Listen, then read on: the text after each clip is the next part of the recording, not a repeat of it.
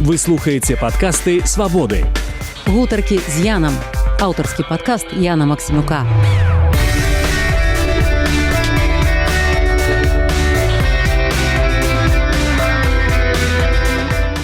Я здымаю маленечкую кватэрку, але у добрым месцы.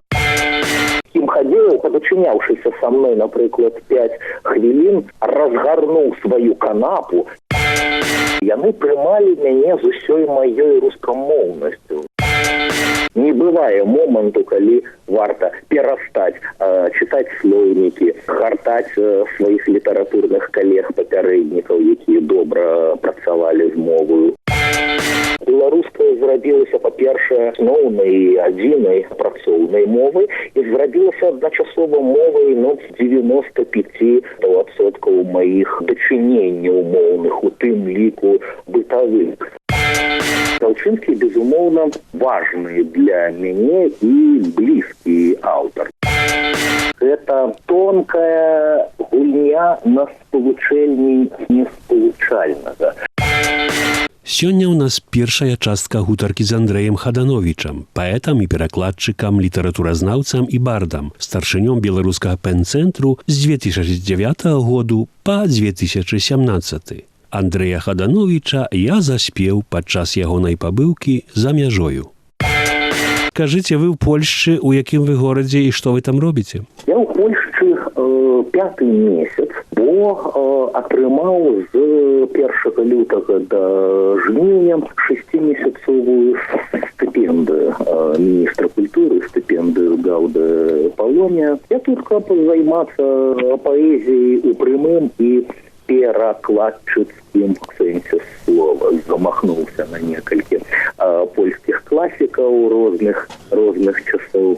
Ад думання над будучым выбраным Адама Міцкевіча, да якога прыглядаюся, да актыўнай працы над класікам 20-го стагоддзя Збігнева Керберта, чыіх вершаў, можа, 150 за апошнія некалькі месяцаў пераклаў. Знаходжуся я ва Вроцлаве, які вельмі прыгожы. Я здымаю маленечкую кватэрку, але у добрым месцы над старой Одрай, сярод паркаў і такой цікавай па-нямецкай архітэктуры. Так што Вроцлав – гэта знакамітая бібліятэка Салінеум з фантастычнымі кнігазборамі, дзе можна працаваць.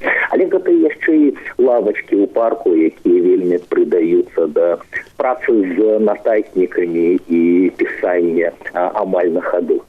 Так вы там прывязаныя ў Вроцлаве да нейкай арганізацыі ці проста так ходзіце сабе ў парк, у бібліятэку? Чаму я пытаю, бо мы з вамі ж сустракаліся ў Вроцлаве і, мабыць, і не раз, калі Калегіум Усходняй Еўропы, такая арганізацыя там мела такую праграму, якая называлася «Беларуская бібліятэка». Гэта стипендыя Нацыянальнага цэнтру культуры, галоўны офіс, я так разумею, у Варшаве, а я просто там атрымліваю нейкую мінімальную, неабходную для знаходжання тут грашовую падтрымку, а потым напишу справаздачу пра зробленае. У прынцыпе, тут той выпадак. Звычайна стыпендыя прадугледжвае навуковага кіраўніка, нейкую інстытуцыйную прывязку. Мае калегі, мастакі, скажем, маюць куратараў, кіраўнікоў, ходзяць у мастацкую акадэмію, прывязаныя да пэўных аўдыторый. У мяне ніякіх такіх абавязкаў няма. Абсалютная свабода, хіба што сумлення і дэдлайны нагадваюць дысцыплінуюць.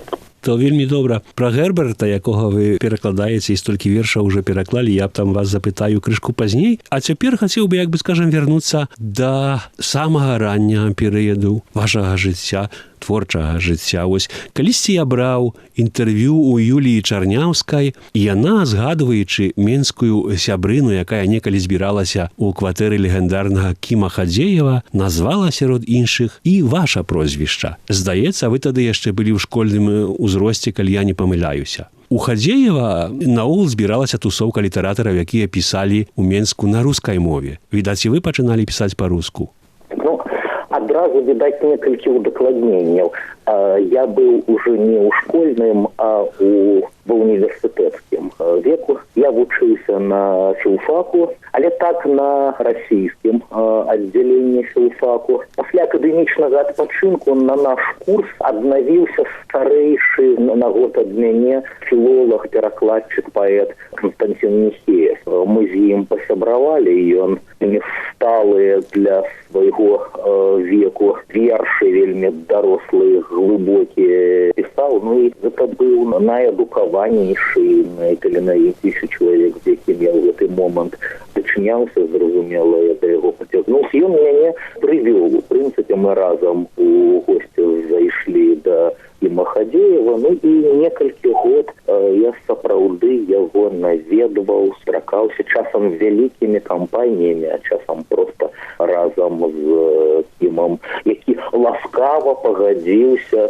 пачытаць мае тагачасныя літаратурныя спробы і нешта раіць, часам разам працаваць. Я і Махадзеева каласальны, мне здаецца, штуршок такі атрымала, у прыватнасці досвед працы рэдактара. Як делікатна, не сапсаваўшы штосьці важнае, разам з тым параіць, ну і не нашкодзіць, зрабіць пры гэтым карысць. Разам з тым, гэта была збольшага рускамоўная тусоўка, але не выключна.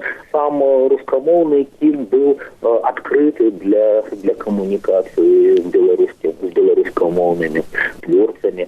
Гэта мог быць і рэжысёр спектаклю, гэта мог быць і паэт, наколькі я разумею, у розны час, і Владимир Некляев, і Адам Глобус, і некаторыя іншыя маладзейшыя калегі таксама з кімам дачыняліся. Але калі казаць пра нейкія аўтарытэты, я на гэты момант ужо мацней, відаць, цікавіўся замежнай, там, ці сусветнай, скажем так, літаратурай, мацней, чым паэзіі, мацней, чым расійскай. Хутчэй за ўсё, на мяне ў нейкі час моцна паўплывалі рускія паэтычныя перакладчыкі. Скажем, я, может быть, менш люблю Марину Цветаеву, чым яе пераклад, руская назва «Плаванье», «Вояж», дословно, «Подорожье», да, Шарля Бадлера. А я, может быть, менш люблю русский футуризм, чым пераклады Бенедикта Ліпшица, у якіх мне адкрыўся Артюр Рэмбо. Абодва, скажем, яны выканалі сваю функцыю.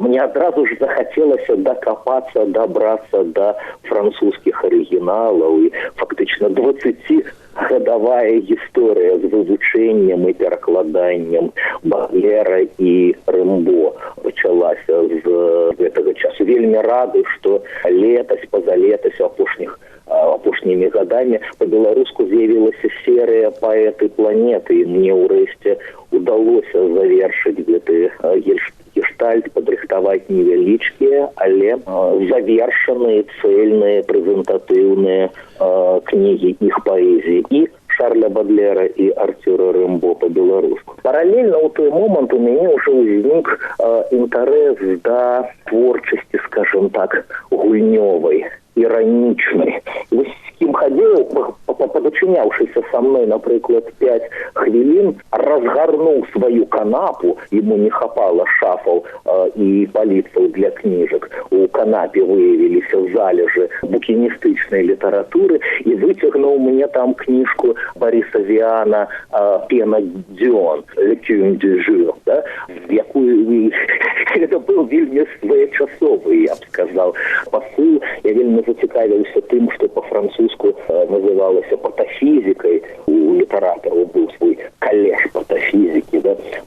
Віанам, Рэмонам кіно, Перекам, не толькі французамі. Я зачытваўся Картасарам, скажем, гульнёю класікі, альбо італьянскім эксперыментатарам Італа Кальвіна, калі аднойчы зімовай ноччу «Подорожник», так, здаецца, называецца найлепшы роман. Ну, вось такія прыкладна, скажем, улюбёныя аўтары тагачасныя. Хаця, зразумела, я жыў на ўскраіне і ездзіў на свой філфак і назад 1,5 гадзіны на дзень набітым тралейбусам ці аўтобусам. Вось вісячы на падножцы чытаў якую-небудзь кішэнную невялічкую кніжку.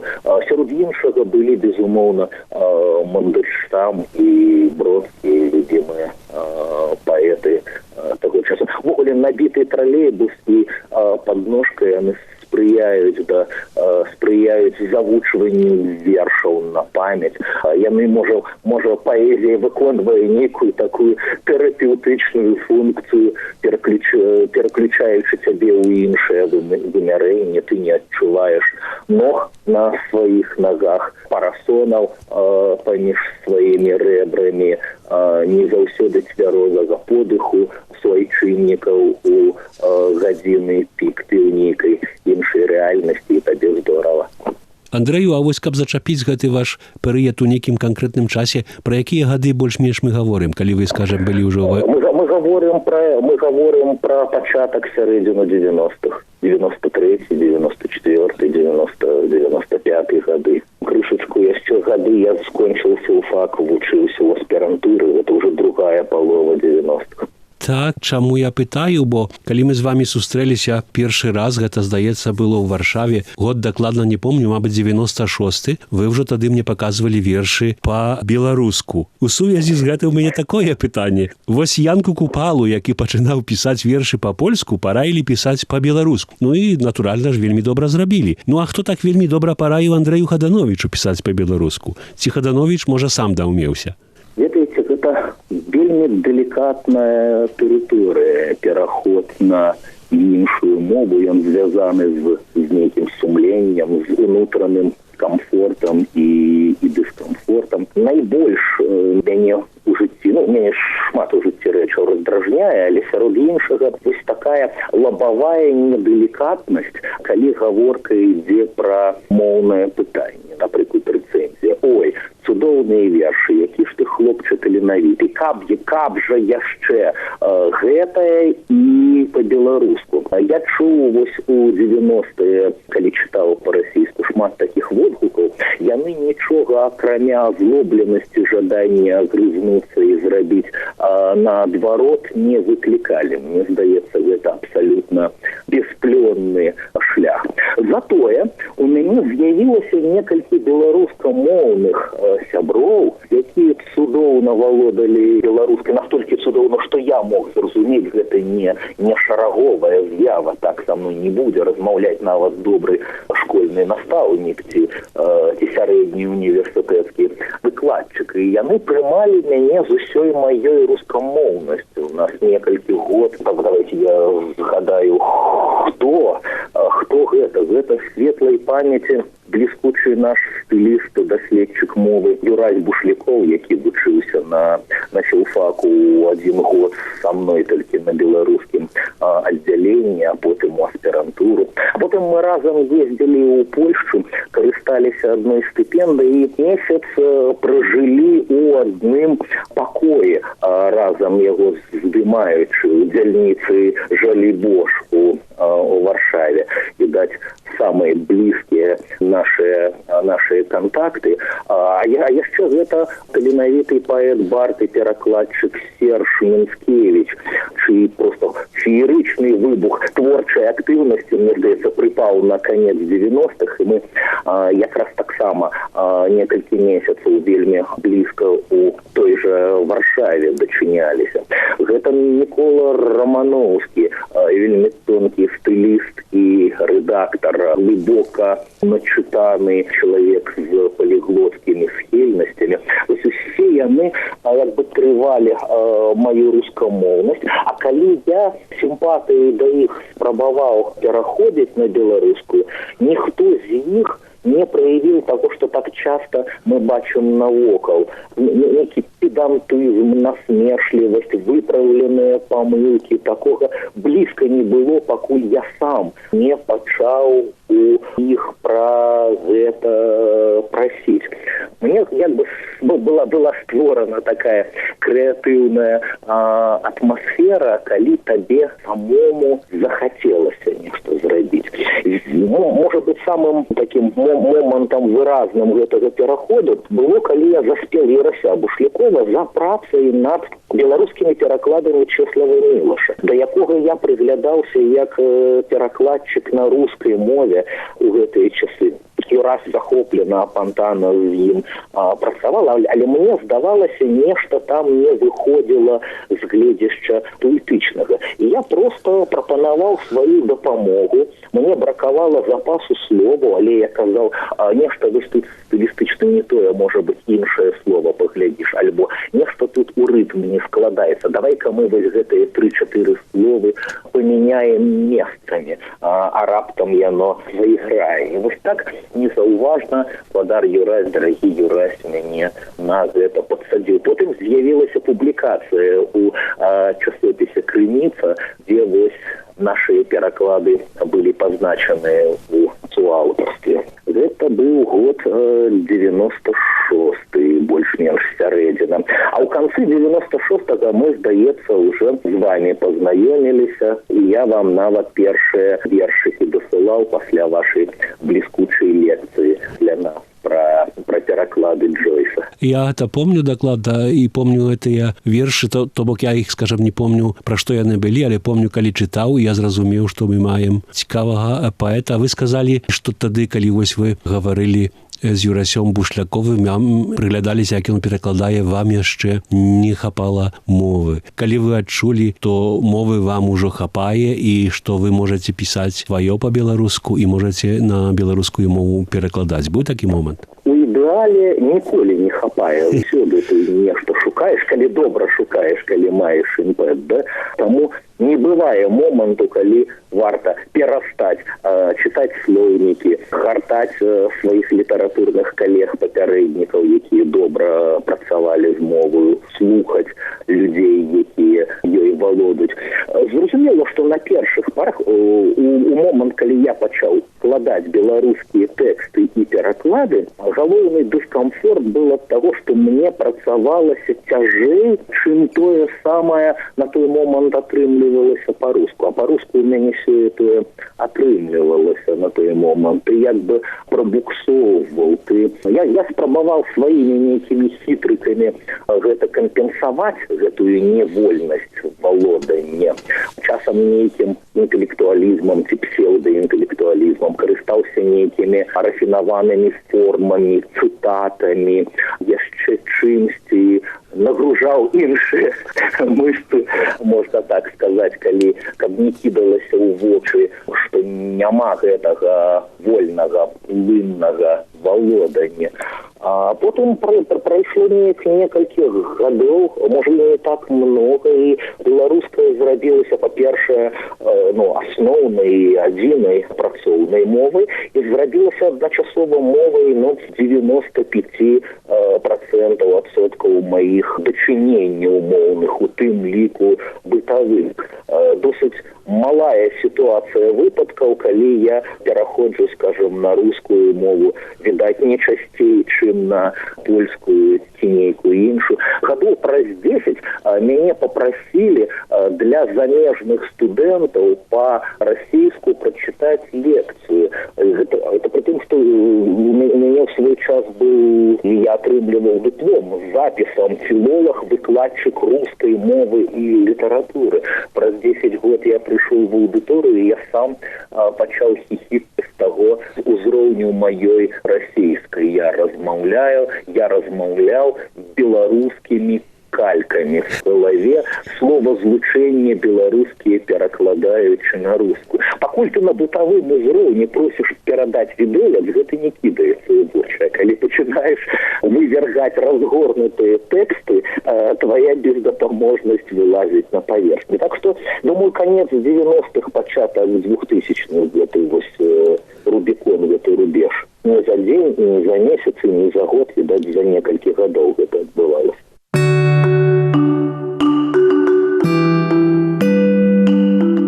Гутарым з Андрэем Хадановічам, беларускім паэтам і перакладчыкам паэзіі з ангельскай, польскай, расейскай, украінскай і французскай моваў.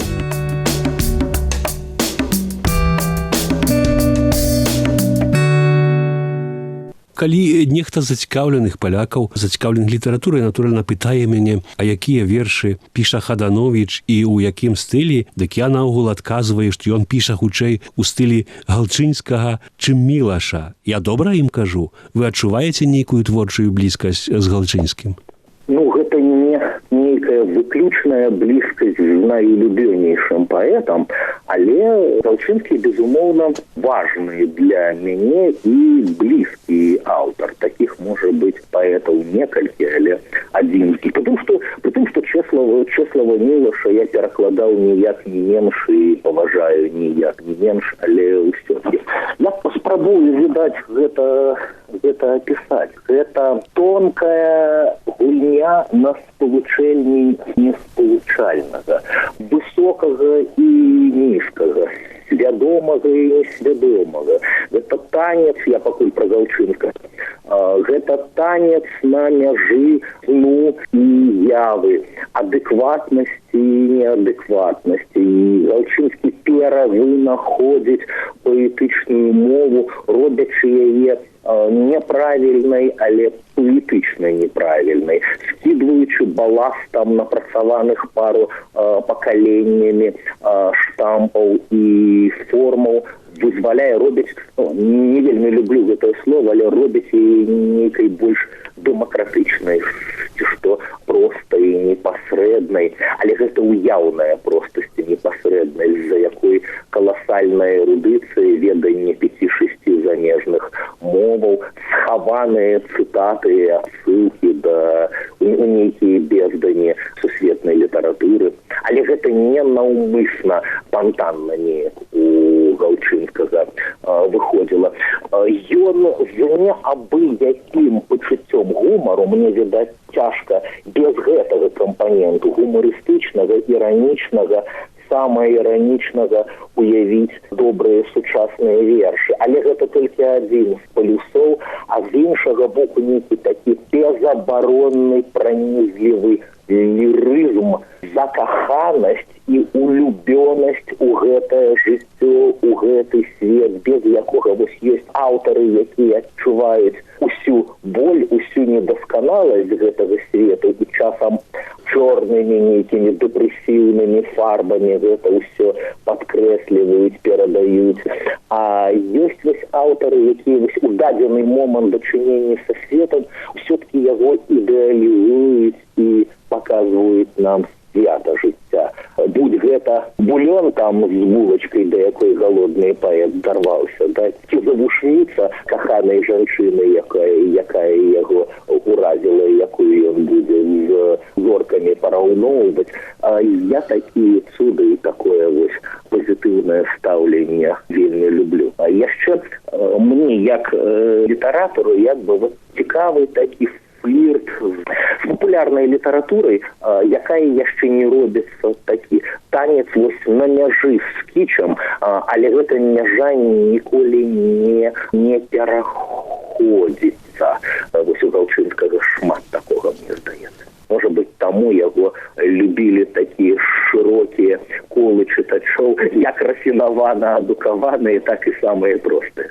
І, безумоўна, так. Я думаю, што это адзін з тых паэтаў, а не шмат іх у польскай літаратуры, які менавіта і застаецца такім паэтам для, як вы сказалі, для рафінаваных чытачоў і для шырокіх масаў. Ось вы шмат перакладалі з польскай мовы, у тым ліку вось і згаданага Галчынскага з Мілашам, ды яшчэ ось Герберта, якога цяпер перакладаеце. І то бок гэтых трох паэтаў, якія ў польскай пасляваеннай літаратуры імкнуліся атрымаць статус народных песняроў, вешчуў па-польску. Прынамсі, так, скажам, іх успрымалі, шмат хто ўспрымаў з чытачоў. То бок яны хацелі быць не толькі чыстымі лірыкамі, але яшчэ і голасам ці сумленнем народу. Ну, не ведаю, як з Галчынскім, але Мілаш і Герберт, напэўна. А вось як з гэтым у сучаснай беларускай паэзіі, калі, здаецца, ўжо ўсе гэтыя паэты, якія мелі тытулы народных паэтаў, яны памерлі. Дык хто астаўся? Хто, скажам так, акрамя вас, цягне на статус народнага песняра? Уладзімір Някляеў, Марыя Мартысевіч. Хто з беларускіх паэтаў наймацней кранае, калі можна так сказаць, струны вашых нацыянальна-патрыятычных пачуццяў?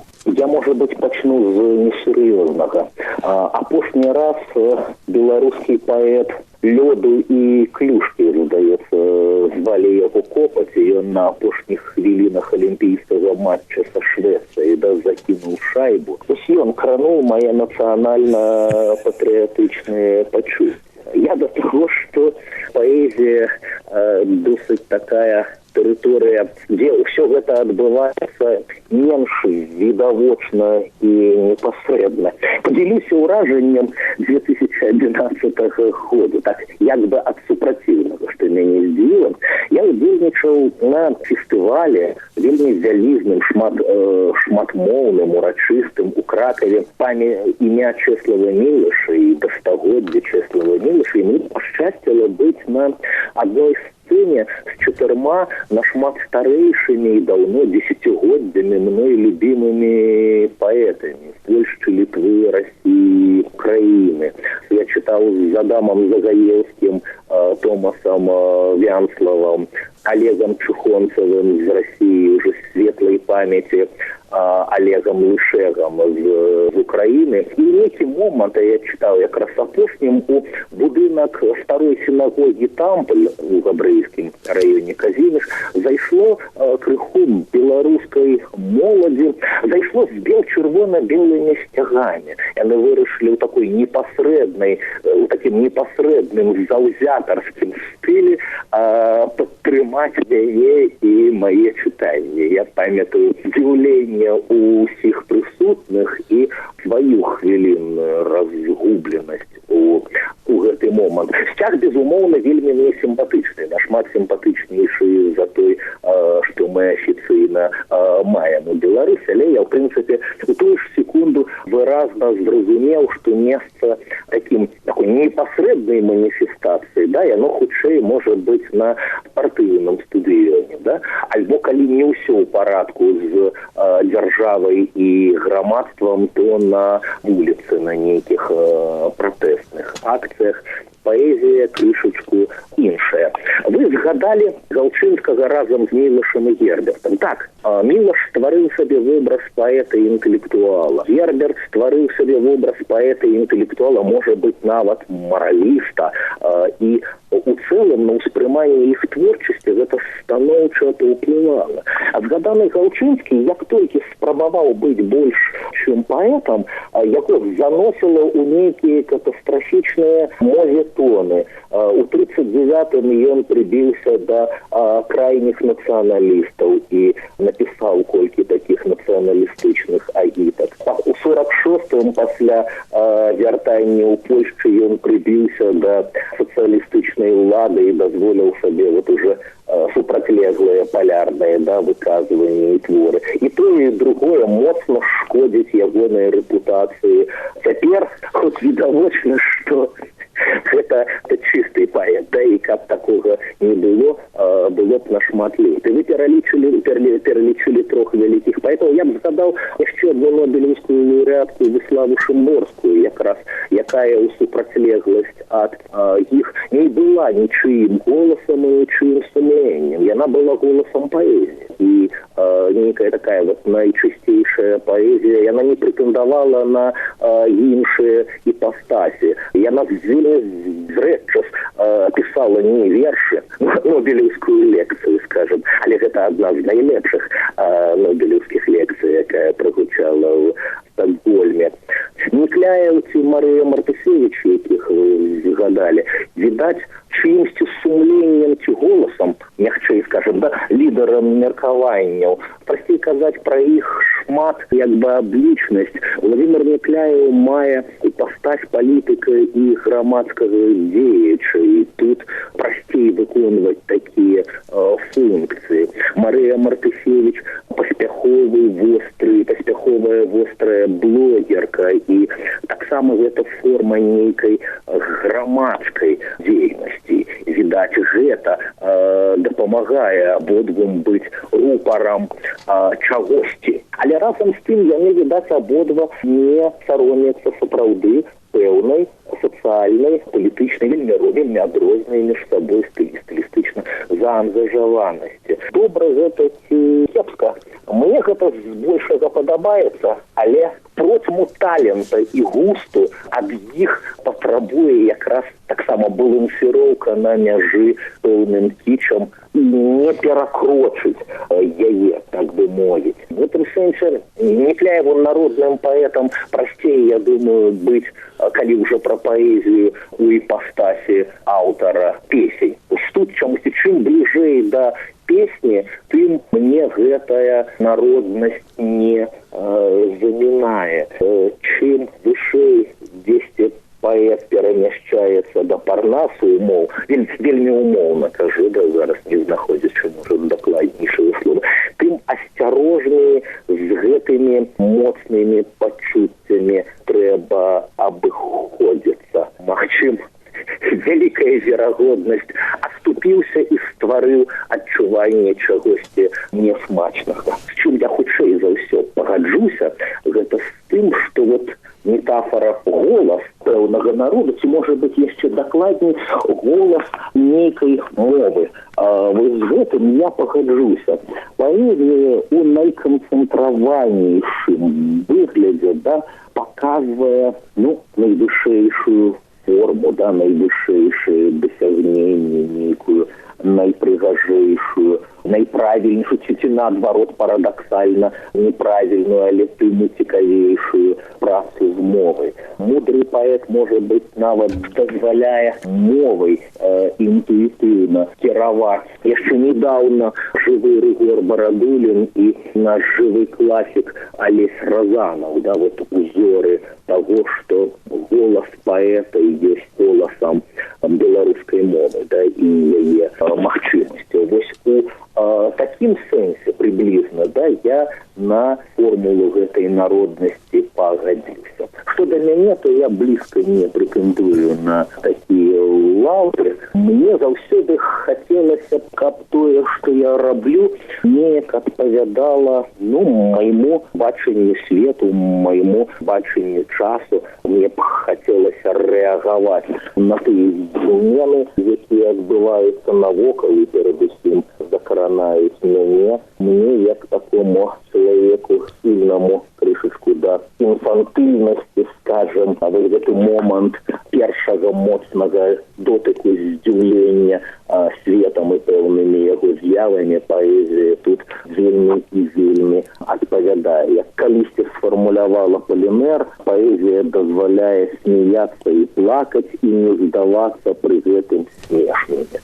Не знаю, можа я ідэалізую, можа яно збоку і смешна выглядае, але гэта такое алібі. Калі гэта супадае з настроем іншых людзей, я расказваю нібыта сваю гісторыю, яна закранае кагосьці яшчэ, і гэтых людзей раптам аказваецца не так і мала, гэта блізка не народнасць, але мяне цешыць, што гэта можа камусьці падняць настрой, кагосьці уцешыць, а кагосьці, падштурхнуць да чытання яшчэ адной кніжкі. Дзякую, Андрэй. Гэта была першая частка гутаркі з паэтам і перакладчыкам паэзіі Андрэем Хадановічам. Другая частка праз тыдзень. З вамі развітваецца Ян Максімюк. Вы слухаеце падкасты «Свабоды». Гутаркі з Янам. Аўтарскі падкаст Яна Максімюка.